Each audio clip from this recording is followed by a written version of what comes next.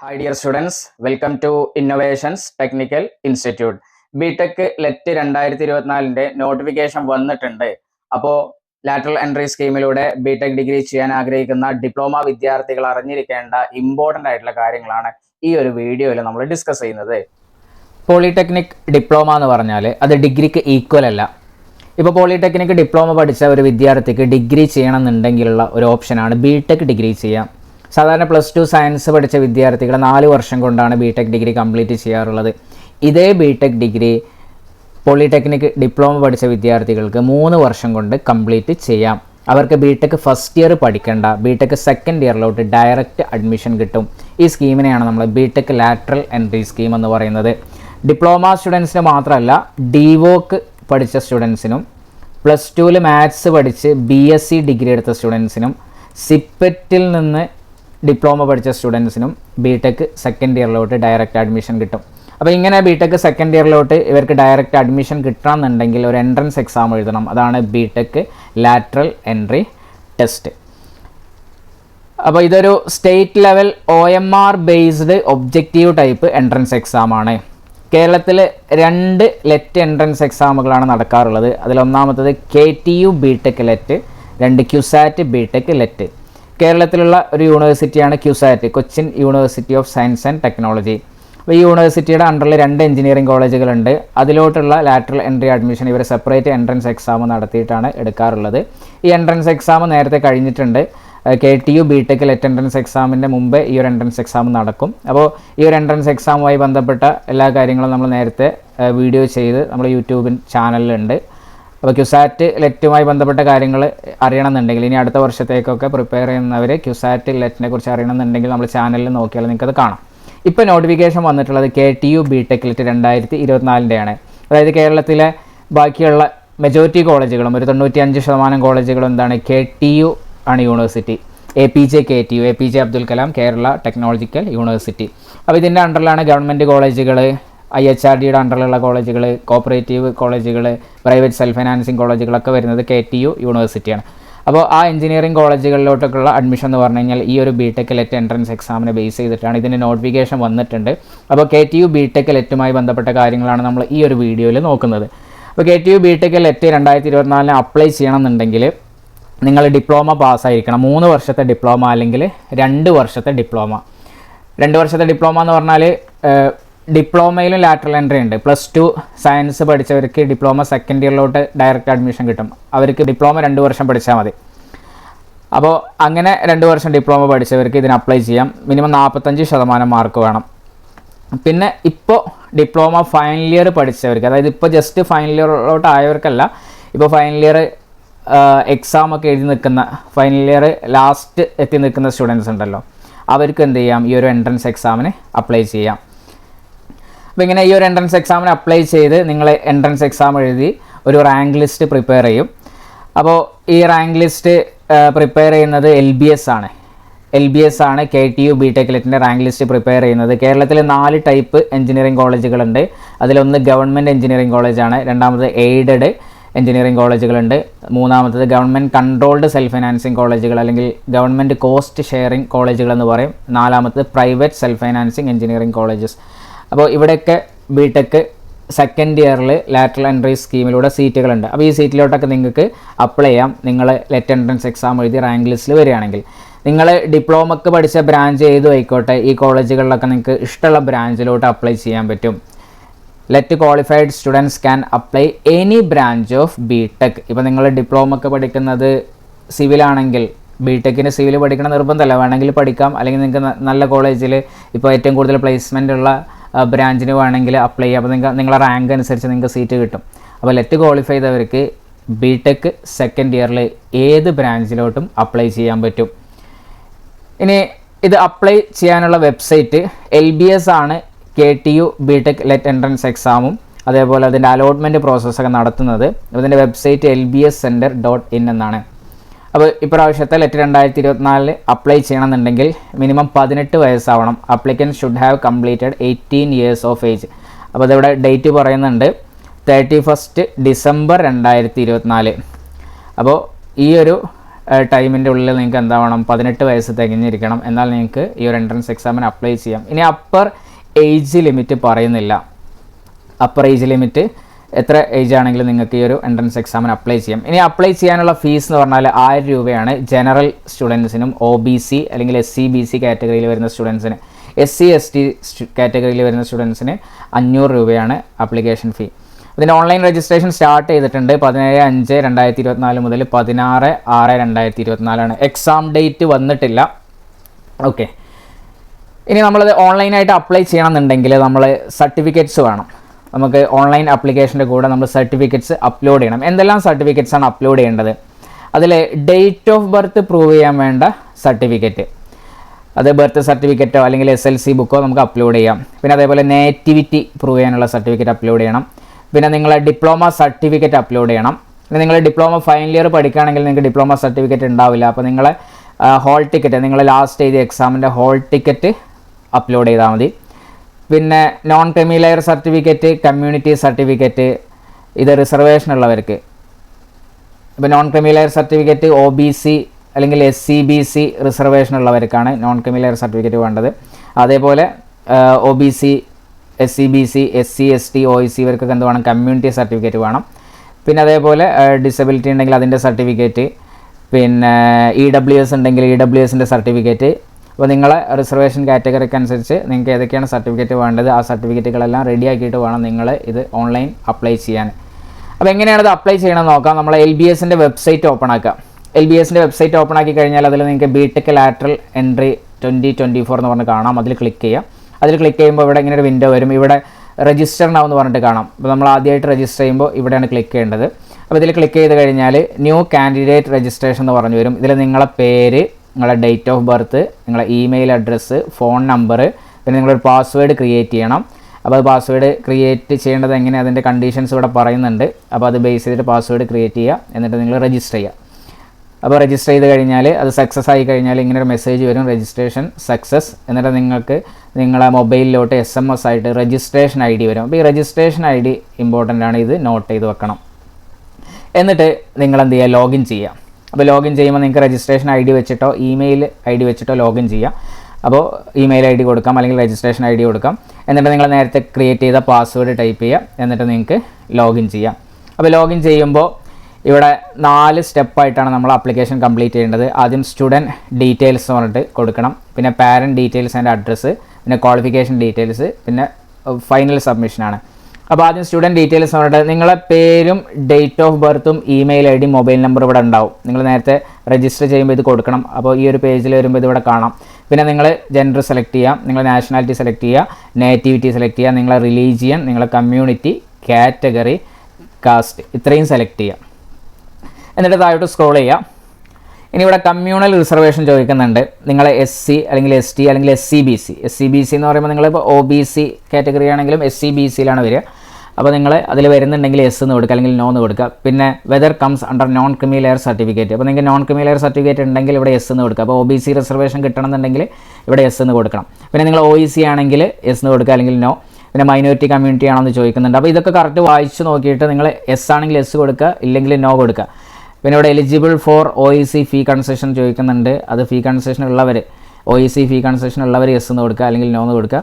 പിന്നെ whether child of intercaste parent ചോദിക്കുന്നുണ്ട്. അത് നിങ്ങൾ നോക്കിയിട്ട് കൊടുക്കുക. അങ്ങനെ ഇവിടെ ഈ കാര്യങ്ങളൊക്കെ വായിച്ച് നോക്കുക. എന്നിട്ട് നിങ്ങൾ S ആണെങ്കിൽ S കൊടുക്കുക, അല്ലെങ്കിൽ നോ എന്ന് കൊടുക്കുക. പിന്നെ അതേപോലെ EWS റിസർവേഷൻ ഉള്ളവർക്ക് ഇവിടെ S എന്ന് കൊടുക്കണം. EWS ഉണ്ടെങ്കിൽ EWS സാധാരണ വരുന്നത് ജനറൽ കാറ്റഗറിയിലുള്ള സ്റ്റുഡൻസിനാണ്. ജനറൽ കാറ്റഗറി റിസർവേഷൻ ഇല്ലാത്ത സ്റ്റുഡൻസ് ഉണ്ടാവും. അങ്ങനെയുള്ള സ്റ്റുഡൻസ് സാമ്പത്തികമായിട്ട് പിന്നോക്കം നിൽക്കുന്നവരാണെങ്കിൽ അവർക്ക് EWS സർട്ടിഫിക്കറ്റ് കിട്ടും, അവർക്ക് റിസർവേഷൻ ഉണ്ട്. അങ്ങനെയുള്ളവർ ഇവിടെ S എന്ന് കൊടുക്കുക.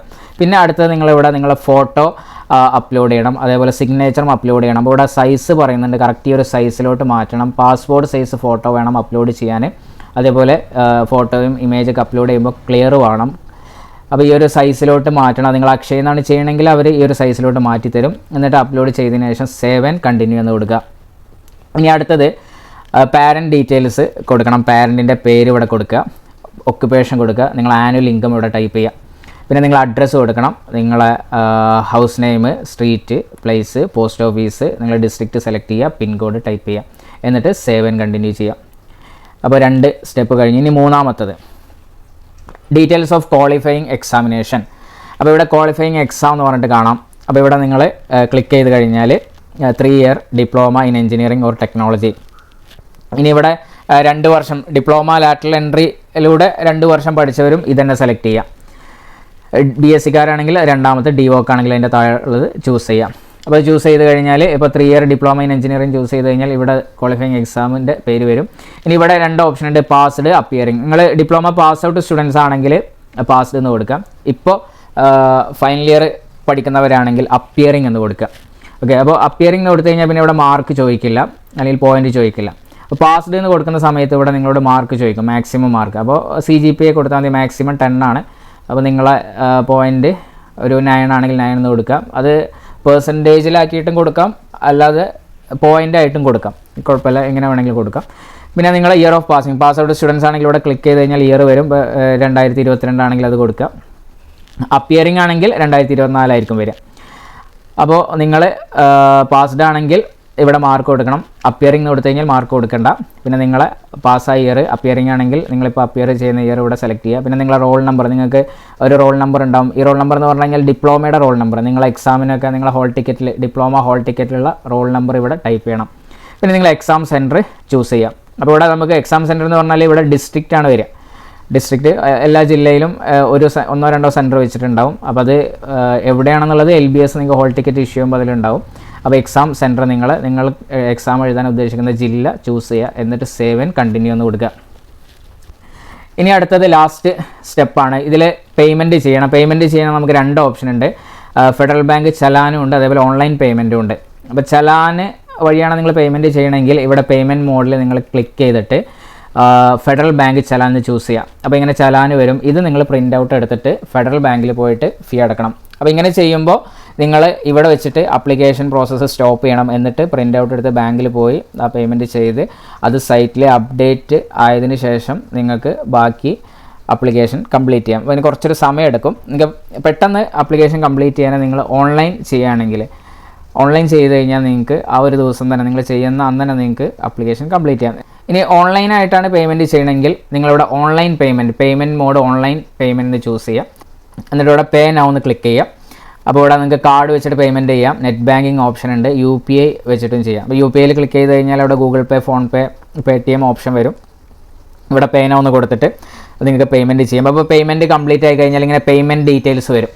ഇനി അടുത്ത് ചെയ്യാനുള്ളത് നമുക്ക് സർട്ടിഫിക്കറ്റ്സ് അപ്ലോഡ് ചെയ്യണം. അപ്പോൾ സർട്ടിഫിക്കറ്റ് അപ്ലോഡ് ചെയ്യാൻ ഇവിടെ ഓരോന്നായിട്ട് ഇങ്ങനെ സ്റ്റാർ ഇട്ടിട്ട് കാണിക്കുന്നത് നമുക്ക് അപ്ലൈ ചെയ്യാനുള്ള സർട്ടിഫിക്കറ്റ്സ് ആണ്. അപ്പോൾ എല്ലാവർക്കും ഒരേപോലെയല്ല വരിക. നിങ്ങൾ റിസർവേഷനൊക്കെ സെലക്ട് ചെയ്തതിനനുസരിച്ചാണ് നിങ്ങൾക്ക് സർട്ടിഫിക്കറ്റ് അപ്ലോഡ് ചെയ്യാണ്ടാവുക. അപ്പോൾ ഇതിൽ കോമൺ ആയിട്ട് എല്ലാവർക്കും അപ്ലോഡ് ചെയ്യേണ്ട സർട്ടിഫിക്കറ്റുകൾ ഉണ്ട്. അതിലൊന്നാണ് nativity certificate. Nativity certificate upload ചെയ്യാം. അല്ലെങ്കിൽ നിങ്ങൾക്ക് ബർത്ത് സർട്ടിഫിക്കറ്റ്, നിങ്ങളുടെ ബർത്ത് സർട്ടിഫിക്കറ്റിൽ നിങ്ങൾ അഡ്രസ്സ് ഉണ്ടെങ്കിൽ അത് അപ്ലോഡ് ചെയ്യാം. അല്ലെങ്കിൽ പാസ്പോർട്ടിൽ അഡ്രസ്സ് ഉണ്ടെങ്കിൽ അത് അപ്ലോഡ് ചെയ്യാം. അല്ലെങ്കിൽ പ്രോസ്പെക്ടസിൽ പറയുന്നുണ്ട് നിങ്ങൾ SSLC ബുക്കിൽ അഡ്രസ്സ് ഉണ്ടെങ്കിൽ, കേരളത്തിലെ അഡ്രസ്സ് ഉണ്ടെങ്കിൽ നിങ്ങൾക്ക് എന്ത് ചെയ്യാൻ പറ്റും, നേറ്റിവിറ്റി സർട്ടിഫിക്കറ്റിന് പകരം SSLC ബുക്കും അപ്ലോഡ് ചെയ്യാം. അവിടെ ചൂസ് ഫയൽ കൊടുത്തിട്ട് അപ്ലോഡ് ചെയ്യാം. പിന്നെ PDF ആയിട്ട് മാത്രമേ അപ്ലോഡ് ചെയ്യാൻ പറ്റുള്ളൂ. അപ്പോൾ നിങ്ങൾ അപ്ലോഡ് ചെയ്തതിന് ശേഷം ഇവിടെ ഷോ എന്നുള്ള ബട്ടണിൽ ക്ലിക്ക് ചെയ്ത് കഴിഞ്ഞാൽ അത് കാണാൻ പറ്റും. അപ്പോൾ ക്ലിയർ ഉണ്ടോ എന്നൊക്കെ ഒന്ന് ഉറപ്പ് വരുത്തുക. പിന്നെ proof of date of birth, നിങ്ങൾക്ക് ബർത്ത് സർട്ടിഫിക്കറ്റ് അപ്ലോഡ് ചെയ്യാം, അല്ലെങ്കിൽ SSLC സർട്ടിഫിക്കറ്റ് അപ്ലോഡ് ചെയ്യാം. നിങ്ങളുടെ ഡേറ്റ് ഓഫ് ബർത്ത് ഉള്ള പാസ്പോർട്ട് നിങ്ങൾക്ക് അപ്ലോഡ് ചെയ്യാം. അപ്പോൾ ഇതിൽ ഏതെങ്കിലും ഒരു ഫയൽ ഇവിടെ അപ്ലോഡ് ചെയ്യാം. പിന്നെ SSLC ബുക്ക്, സ്കൂൾ സർട്ടിഫിക്കറ്റ് ഇവിടെ അപ്ലോഡ് ചെയ്യാൻ പറയുന്നുണ്ട്, അത് അപ്ലോഡ് ചെയ്യാം. പിന്നെ നിങ്ങൾ SC ST അല്ലെങ്കിൽ SC BC അല്ലെങ്കിൽ OBC കാറ്റഗറി ആണെങ്കിൽ കമ്മ്യൂണിറ്റി സർട്ടിഫിക്കറ്റ് വേണം.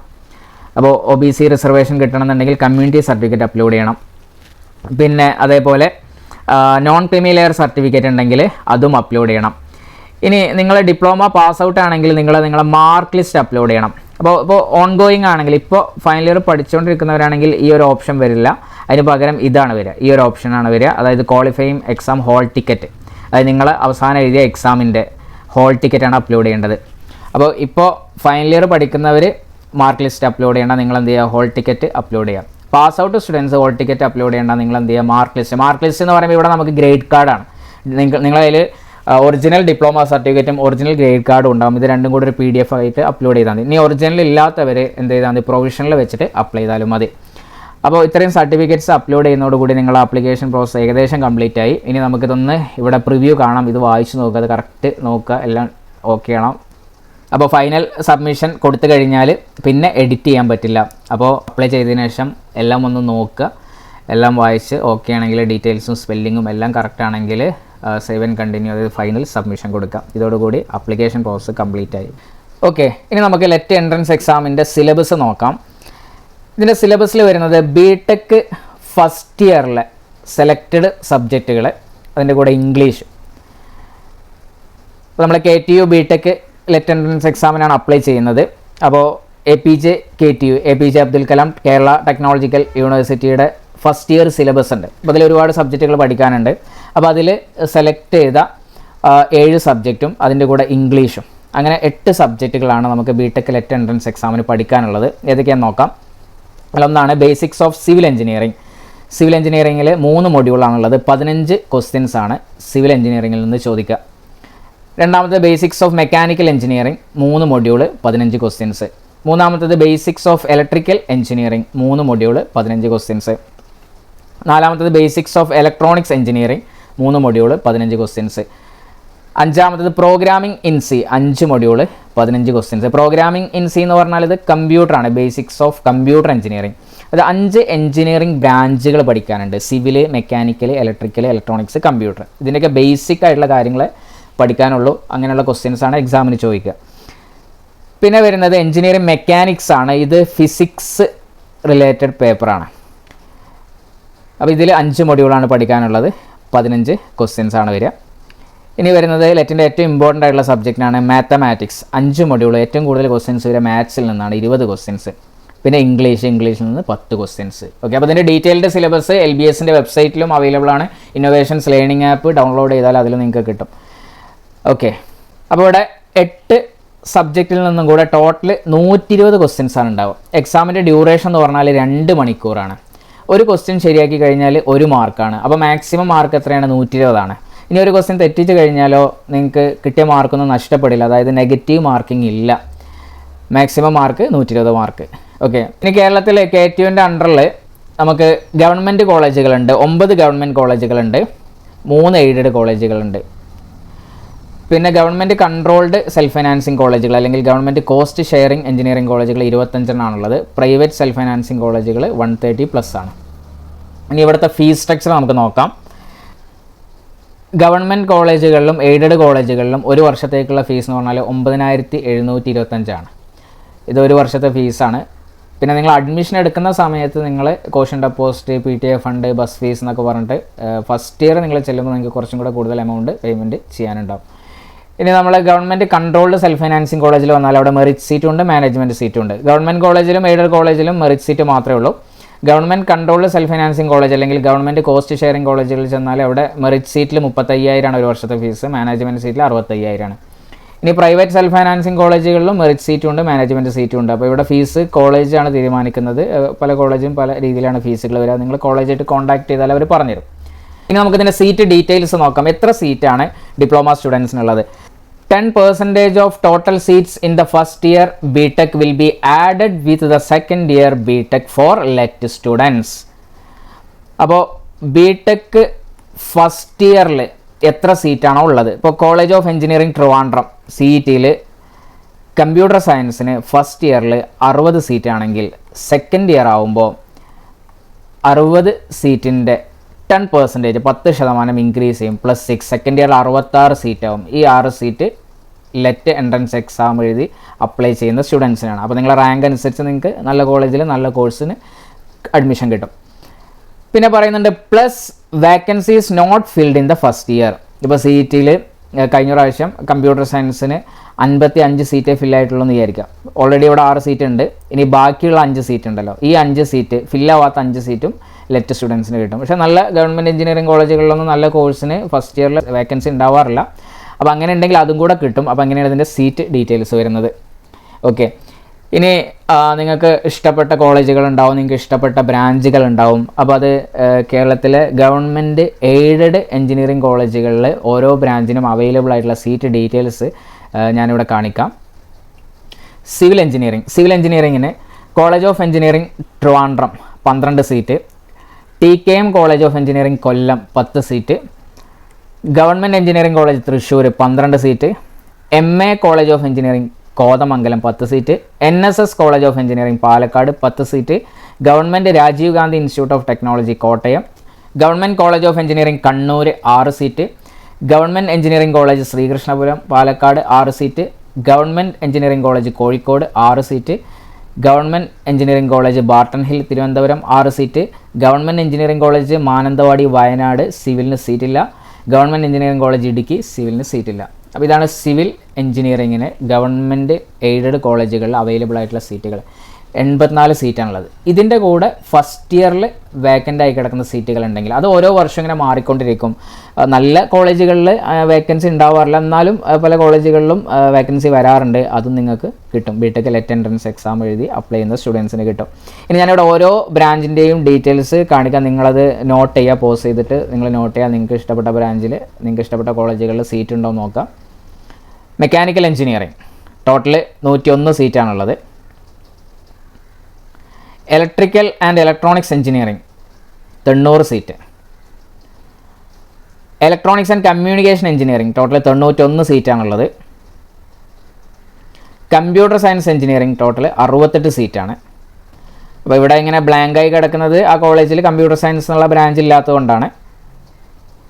ഇനി applied electronics and instrumentation engineering or control engineering 3 കോളേജുകളിലാണുള്ളത്, 17 സീറ്റ് ടോട്ടൽ. കെമിക്കൽ എഞ്ചിനീയറിംഗ് ഇത് 3 കോളേജിലാണുള്ളത്, ടോട്ടൽ 16 സീറ്റ്. ഇൻഫർമേഷൻ ടെക്നോളജി 3 കോളേജുകളിലായിട്ട് total 18 seat. Production engineering government engineering college തൃശ്ശൂരിൽ മാത്രമേ ഉള്ളൂ, 6 സീറ്റ്. Industrial engineering college of engineering ട്രിവാൻഡ്രത്ത് മാത്രമേ ഉള്ളൂ, 6 സീറ്റ്. ഇനി പുതുതായിട്ട് വന്ന കുറേ ബ്രാഞ്ചുകളുണ്ട്. അതിലൊന്നാണ് robotics and artificial intelligence government engineering college Kottayam, government Rajiv Gandhi institute of technology കോട്ടയത്തുണ്ട്. അവിടെ ഫസ്റ്റ് ഇയറിൽ 30 സീറ്റാണുള്ളത്. സെക്കൻഡ് ഇയർ ആകുമ്പോൾ അതിൻ്റെ 10% കൂട്ടും, 33 സീറ്റ്. 3 seat let സ്റ്റുഡൻസിനുള്ളതാണ്. അപ്പോൾ നിലവിൽ നല്ല സ്കോപ്പുള്ളൊരു ബ്രാഞ്ചാണ്. അതുപോലെ artificial intelligence and machine learning ഇതും പുതിയ ബ്രാഞ്ചാണ്. MA college of engineering Kothamangalam, ഇവിടെ 5 സീറ്റാണുള്ളത്. Electrical and computer engineering TKM college of engineering Kollam 5 seat. അത് computer science and design government engineering college Kozhikode 6 seat. Computer science and engineering data science MA college of engineering Kothamangalam 5 seat. ഇത് computer science ബ്രാഞ്ചുമായിട്ട് relate ചെയ്ത branch തന്നെയാണ്. ചെറിയ വ്യത്യാസമുണ്ട്. ഇവിടെ computer science and design എന്നാണ്, ഇവിടെ computer science and engineering data science എന്നാണ്. പിന്നെ civil and environmental engineering government engineering college Mananthavady Wayanad 3 സീറ്റാണുള്ളത്. ഓക്കെ, അപ്പോൾ ഇത്രയും സീറ്റുകളാണ് ഗവൺമെൻറ് എഞ്ചിനീയറിംഗ് കോളേജുകളിലും എയ്ഡഡ് എഞ്ചിനീയറിംഗ് കോളേജുകളിലും വരുന്നത്. അപ്പോൾ ഇവിടെ റിസർവേഷൻ ഉണ്ട്. നമ്മളെ കീമിൻ്റെ ആ ഒരു പാറ്റേണിൽ തന്നെ റിസർവേഷൻ ഉണ്ട്. 50% സ്റ്റേറ്റ് മെറിറ്റും 50% റിസർവേഷനുമാണ്. അതിൽ 50% റിസർവേഷനിൽ 10% EWS ആണ്. പിന്നെ 30% OBC അല്ലെങ്കിൽ SCBC. SCBCയിലാണ് ഈഴവ, മുസ്ലിം, other backward, Hindu, LC, DV, VK, KN ഇതൊക്കെ വരുന്നത്. പിന്നെ 10% SC/ST റിസർവേഷൻ. അപ്പോൾ ഈ ഒരു റിസർവേഷനൊക്കെ ബേസ് ചെയ്തിട്ട് ഈ സീറ്റിലോട്ടുള്ള അലോട്ട്മെൻറ്റ് പ്രോസസ്സ് നടത്തുന്നത് LBS ആണ്. അപ്പോൾ ലെറ്റ് എൻട്രൻസ് എക്സാം കഴിഞ്ഞാൽ അവർ റാങ്ക് ലിസ്റ്റ് പ്രിപ്പയർ ചെയ്യും, നിങ്ങൾക്ക് അലോട്ട്മെൻറ്റിൽ പങ്കെടുക്കാം. അപ്പോൾ നിങ്ങളിപ്പോൾ ഞാൻ സീറ്റ് ഡീറ്റെയിൽസ് കാണിച്ച സമയത്ത് നിങ്ങൾക്ക് അതിൽ നല്ല കോളേജിൽ നല്ല ബ്രാഞ്ച് ചെയ്യണമെന്ന് ആഗ്രഹം ഉണ്ടാവും. അപ്പോൾ അതിന് നിങ്ങൾ ലെറ്റ് എൻട്രൻസ് എക്സാമിന് ടോപ്പ് റാങ്ക് വരണം. ഇപ്പോൾ ലെറ്റ് എൻട്രൻസ് എക്സാം എന്ന് പറഞ്ഞാൽ വളരെ കുറച്ച് കുട്ടികൾ എഴുതുന്നൊരു എൻട്രൻസ് എക്സാമാണ്. ബാക്കിയുള്ള എൻട്രൻസ് ആയിട്ട് കമ്പയർ ചെയ്യുമ്പോൾ ഇവിടെ 3000, 4000 അത്രയൊക്കെ സ്റ്റുഡൻസ് എഴുതേ ഉള്ളൂ.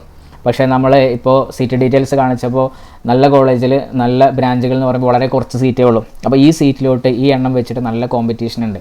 അപ്പോൾ നിങ്ങൾ നന്നായിട്ട് പ്രിപ്പയർ ചെയ്ത് സിലബസ് പ്രകാരം പഠിച്ച് ക്വസ്റ്റ്യൻസൊക്കെ ഒരുപാട് വർക്കൗട്ട് ചെയ്ത് എക്സാം അറ്റൻഡ് ചെയ്യുകയാണെങ്കിൽ നിങ്ങൾക്ക് ആദ്യത്തെ 100-ലോ ആദ്യത്തെ 50-ലൊക്കെ റാങ്ക് വാങ്ങിക്കാൻ പറ്റും. ഇന്നോവേഷൻസ് 14 വർഷമായിട്ട് ലെറ്റിൻ്റെ കോച്ചിങ് ക്ലാസ്സുകൾ നടത്തി വരുന്നു. ഓരോ വർഷവും മികച്ച റിസൾട്ടാണുള്ളത്. ആദ്യത്തെ 10 റാങ്ക് എടുത്താലും ആദ്യത്തെ 100 റാങ്ക് എടുത്താലും ഒരുപാട് പേര് ഇന്നോവേഷൻസിൽ ബിടെക് ലെറ്റ് എൻട്രൻസ് കോച്ചിങ്ങിന് ജോയിൻ ചെയ്തവരാണ്. അപ്പോൾ ഇവരൊക്കെ കേരളത്തിലെ ടോപ്പ് ഗവൺമെൻറ് കോളേജുകളിൽ ബിടെക് ഡിഗ്രി ചെയ്യുന്നു.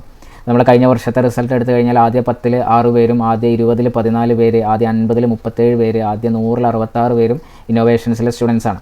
അപ്പോൾ ഇന്നോവേഷൻസ് ഓൺലൈനായിട്ടും ഓഫ്ലൈനായിട്ടും ക്ലാസ്സുകൾ പ്രൊവൈഡ് ചെയ്യുന്നുണ്ട്. ഓഫ്ലൈൻ ക്ലാസ്സുകളുള്ളത് കാലിക്കറ്റ്, തിരൂര്, മഞ്ചേരി ഈ 3 സെൻറ്ററിലും ഓഫ്ലൈൻ ക്ലാസ്സുകൾ നടക്കുന്നുണ്ട്. ഇനി ഇവിടെ നേരിട്ട് വന്ന് പഠിക്കാൻ ബുദ്ധിമുട്ടുള്ളവർക്ക് ഇന്നോവേഷൻസ് ലേണിംഗ് ആപ്പിലൂടെ ഓൺലൈൻ ക്ലാസ്സുകളും അവൈലബിൾ ആണ്. ലെറ്റ് 2024 ഓഫ്ലൈൻ ക്ലാസ്സുകളും ഓൺലൈൻ ക്ലാസ്സുകളും ഇന്നോവേഷൻസിൽ നടക്കുന്നുണ്ട്. ഇനിയിപ്പോൾ നമുക്ക് എക്സാമിൻ്റെ നോട്ടിഫിക്കേഷൻ വന്നു. ഇനി നമുക്ക് കിട്ടുക ഒരു 1.5 മാസമാണ്, മാക്സിമം ഒരു 2 മാസമാണ് കിട്ടുക. അപ്പോൾ ഈ ഒരു 2 മാസത്തേക്ക് നമ്മൾ ഓൺലൈൻ ക്രാഷ് കോഴ്സ് സ്റ്റാർട്ട് ചെയ്തിട്ടുണ്ട്. അപ്പോൾ താല്പര്യമുള്ളവർ ഈ നമ്പറിൽ കോൺടാക്ട് ചെയ്യുക. ഇന്നോവേഷൻസ് ലേണിംഗ് ആപ്പിലൂടെയാണ് നിങ്ങളെ പഠിപ്പിക്കുക. അതിൽ നിങ്ങൾക്ക് റെക്കോർഡർ ക്ലാസ്സുകൾ ഉണ്ടാവും, ലൈവ് ക്ലാസ്സുകൾ ഉണ്ടാവും, എക്സാമുകൾ ഉണ്ടാവും. അതിൽ 32ഓളം മൊഡ്യൂൾ വൈസ് എക്സാമുകൾ ഉണ്ടാവും, 10ഓളം സബ്ജക്റ്റ് വൈസ് എക്സാമുകൾ ഉണ്ടാവും, 5 മോഡൽ എക്സാം ഉണ്ടാവും. അങ്ങനെ ഒരു 50ൻ്റെ അടുത്ത് നിങ്ങൾക്ക് എക്സാമുകൾ കോഴ്സിൽ അവൈലബിൾ ആണ്. പിന്നെ അതേപോലെ 16 വർഷത്തെ question paper discussion class available ആണ്. പിന്നെ 4000 ഒബ്ജക്റ്റീവ് ക്വസ്റ്റ്യൻസ് വരുന്ന റാങ്ക് ഫയലും അവൈലബിൾ ആണ്. അപ്പോൾ ക്രാഷ് കോഴ്സിന് ജോയിൻ ചെയ്യാൻ താല്പര്യമുള്ളവർ ഈ നമ്പറിൽ കോൺടാക്ട് ചെയ്യുക. അതേപോലെ അടുത്ത മാസം ജൂൺ ഫസ്റ്റ് വീക്കിൽ ഇന്നോവേഷൻസ് ലെറ്റ് 2025ൻ്റെ കോച്ചിങ് ക്ലാസ്സുകൾ സ്റ്റാർട്ട് ചെയ്യുകയാണ്. അപ്പോൾ അത് റെഗുലർ ബാച്ചാണ്, 1 ഇയർ കോഴ്സാണ്. അതിലോട്ട് ജോയിൻ ചെയ്യാൻ താല്പര്യമുള്ളവരുണ്ടെങ്കിൽ ഇപ്പോൾ ഡിപ്ലോമ 2nd ഇയർ കഴിഞ്ഞ് 3rd ഇയറിലോട്ട് ആയി നിൽക്കുന്ന സ്റ്റുഡൻസിന് അഡ്മിഷൻ എടുക്കാം. അപ്പോൾ അതിന് താല്പര്യമുള്ളവരും ഈ നമ്പറിൽ കോൺടാക്ട് ചെയ്യുക. അപ്പോൾ ഈ വർഷത്തെ ലെറ്റ് എക്സാമിന് വളരെ കുറച്ച് സമയമുള്ളൂ. അപ്പോൾ ഈ ഒരു കുറച്ച് സമയം കൊണ്ട് ഓൾറെഡി പ്രിപ്പയർ ചെയ്യുന്നവർ പ്രിപ്പറേഷൻ ഒന്നും കൂടെ ഫാസ്റ്റ് ആക്കുക, കൂടുതൽ എക്സാമുകൾ അറ്റൻഡ് ചെയ്യുക, കൂടുതൽ ക്വസ്റ്റ്യൻസ് വർക്കൗട്ട് ചെയ്യുക. പിന്നെ ഇപ്പോൾ പ്രിപ്പറേഷൻ സ്റ്റാർട്ട് ചെയ്തവർ എന്ത് ചെയ്യുക, ഒരു ടൈം ടേബിൾ ഇട്ടിട്ട് ഈ ഒരു എത്ര ദിവസമാണോ നിങ്ങൾക്ക് മാക്സിമം ഒരു 60 ദിവസം അല്ലെങ്കിൽ 50 ദിവസം കിട്ടും, 50 ദിവസത്തിൻ്റെ ഉള്ളിൽ നിങ്ങൾ മാക്സിമം പോർഷൻസ് കവർ ചെയ്തിട്ട് നല്ല റാങ്ക് വാങ്ങിച്ചു കഴിഞ്ഞാൽ നിങ്ങൾക്ക് നല്ല കോളേജിൽ ബിടെക്കിന് അഡ്മിഷൻ എടുക്കാം. ഓക്കെ, അപ്പോൾ കൂടുതൽ ഡീറ്റെയിൽഡ് ആയിട്ട് എന്തെങ്കിലും അറിയണമെന്നുണ്ടെങ്കിൽ ഈ നമ്പറിൽ കോൺടാക്ട് ചെയ്യുക അല്ലെങ്കിൽ വാട്സപ്പിൽ മെസ്സേജ് അയക്കുക ചെയ്താൽ മതി. Okay, thank you.